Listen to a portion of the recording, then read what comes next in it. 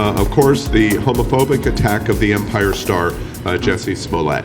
And as everyone knows, he was attacked by two individuals. Breaking news at this hour on Thursday of the show, they have videotape now of the two people that are involved and are investigating, and they have two camera angles of the people involved.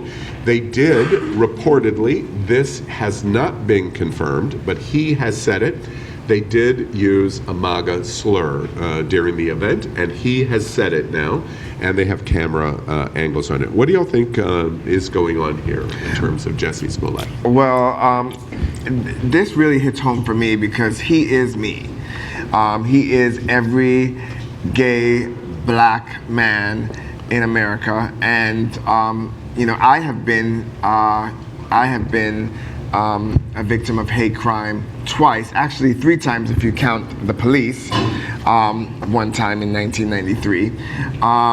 So this really hits home for me. But I want to point out that everybody keeps saying that this is a homophobic hate crime. It was also a racist hate crime. And I think we keep forgetting that, because he's double marginalized, like myself. He's black and he's gay, and they were using racial slurs as well as homophobic slurs. So let's not forget the fact that he's black as well as gay, and not just make it all about, it was just bigoted all around. And of course it's, you know, them being emboldened by, you know, once again, the world MAGA, you know, it's just, Other thoughts about what happened to us? Honestly, I mean, when I'm going to be really, really honest, I was shocked by the community outrage and a little numb. And that had me kind of... so much? Yes. And I was kind of checking, like, am I cold? Like, what's happened? Am I that desensitized? And I think it came down to, yeah, I am a little desensitized because this is a third story that I've seen this month just like it, except that this time, the victim was a black gay man as opposed to a black trans woman.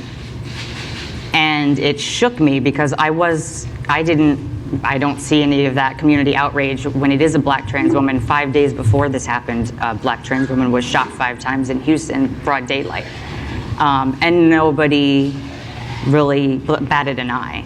So when I heard about this, I was taken back that I was shocked by community outrage, and that's upsetting because we should always be outraged. I saw so many memes that talked about an attack on someone in the gay community, an attack on an individual in the gay community is an attack on all of queer America. Yeah. Is your point here that that black trans individuals don't get the same respect in terms of the defense from the gay community? Yeah, absolutely, unfortunately. Yeah.